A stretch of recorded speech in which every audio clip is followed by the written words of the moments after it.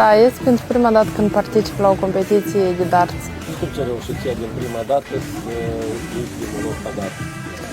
Am făcut câteva repetiții înainte de competiție, dar la competiție am arătat un rezultat foarte bun. Au fost adversari destul de, poate mai experimentate, dar aici deja depinde de noroc.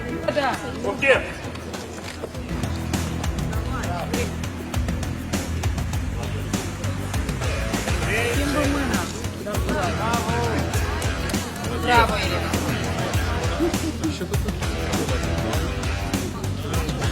Trezit! Bravo! 6! Bravo!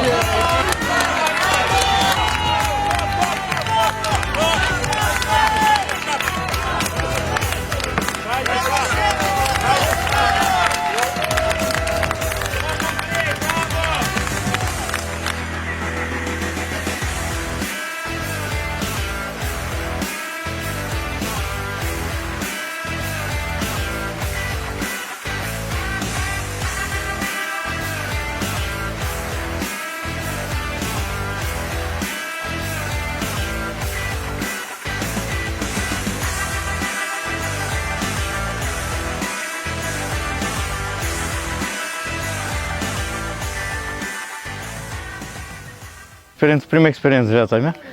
Niciodată n-am ridicat, asta a fost prima încercare. E destul de greu ușor, să spunem.